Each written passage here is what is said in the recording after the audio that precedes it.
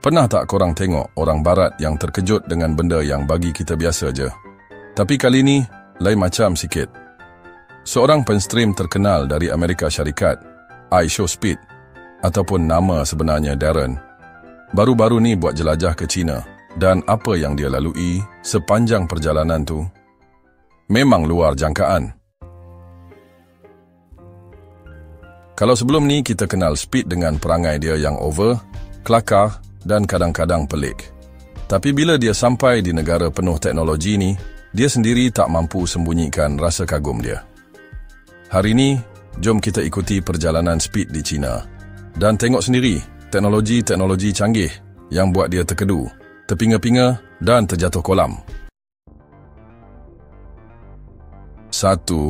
Anjing robot yang menyalak keluar api. Perkara paling viral dari lawatan dia, mesti korang pernah nampak, ialah video dia main dengan robot anjing. Tapi ni bukan robot mainan. Ini robot anjing buatan China yang harga dia lebih kurang RM430,000. Apa yang hebat sangat? Robot ni boleh jalan sendiri, patuh pada arahan suara, boleh menyalak, dan yang paling gila, boleh keluarkan api dari mulut. Masa Speed suruh robot tu bak, dia ingat robot tu akan keluarkan bunyi biasalah. Tapi tiba-tiba, fush! Api betul keluar dari mulut robot tu. Speed menjerit, melompat, terus terjun dalam kolam renang. Aku ulang, terjun kolam terus weh. Benda ni bukan sekadar lawak. Robot ni sebenarnya antara teknologi keselamatan dan demonstrasi tentera yang tengah dikembangkan di China. Boleh guna untuk kawalan keselamatan, pemantauan, dan kini dah masuk ke pasaran awam. Kereta elektrik Xiaomi lagi power dari Lamborghini. Lepas tu, Speed naik satu kereta elektrik. Bukan Tesla, tapi Xiaomi SU7 Ultra. Ya, Xiaomi yang buat telefon tu sekarang dah masuk dunia EV dan bukan calang-calang.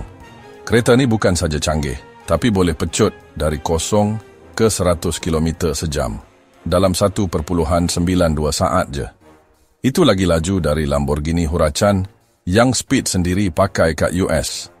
Lagi pelik, harga dia sekitar RM330,000, jauh lebih murah dari supercar biasa. Reaksi Speed, dia duduk diam, mata bulat. Tengok dashboard digital yang macam spaceship. Lepas drive sikit, dia terus kata, "This is not a car, this is the future, bro."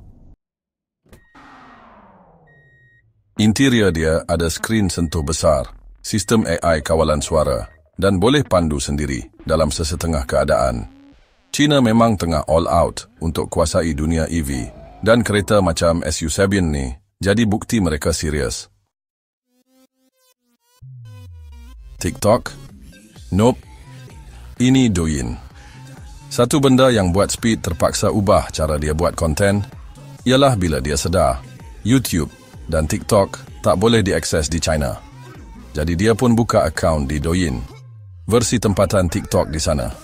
Yang menariknya, algoritma Douyin ni sangat power.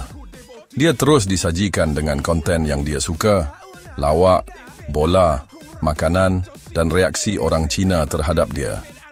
Bayangkan, dalam masa satu hari je, akaun dia di Douyin dah meletup ratusan ribu followers. Ni bukan setakat aplikasi sosial biasa, tapi Douyin guna AI yang lebih personal, lebih tepat dan fokus kepada konten tempatan. Itulah kelebihan teknologi digital China yang ramai tak tahu. Dunia masa depan yang dah wujud hari ini.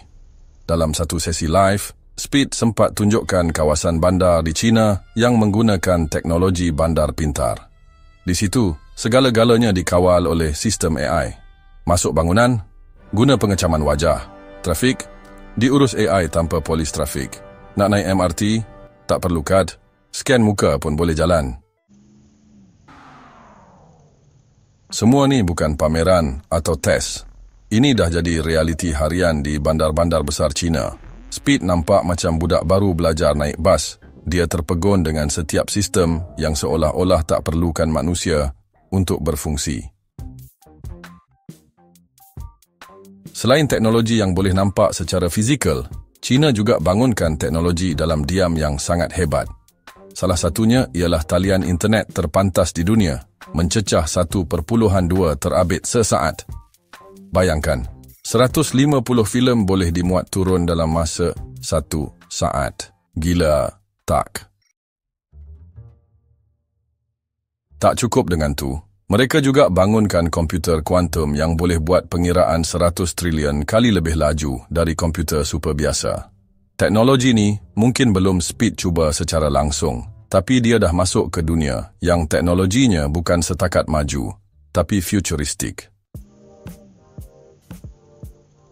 Penutup, lawatan yang buka mata dunia.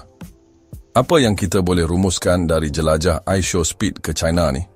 Dia bukan saja pergi buat konten untuk gelak ketawa, tapi dia sendiri sedar yang dunia luar, terutamanya Asia, sedang berubah dengan sangat pantas. China bukan lagi negara pengeluar barang murah. Mereka sekarang pengeluar teknologi kelas dunia, dari EV, AI, robotik, sehinggalah ke sistem sosial digital yang sangat maju.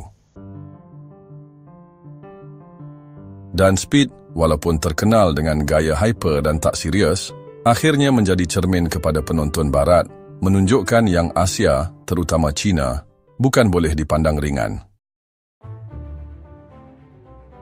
Kalau korang dapat peluang ke China, apa teknologi yang korang paling nak cuba dulu? Robot anjing berapi? Kereta Xiaomi? Atau nak rasa pengalaman naik MRT tanpa kad? Komen di bawah. Jangan lupa like and subscribe dan sampai kita jumpa lagi dalam video seterusnya hanya di Bawah Bayu, suara dari bawah angin, menyapa dunia dengan cerita penuh inspirasi. Terima kasih kerana menonton. Jumpa lagi.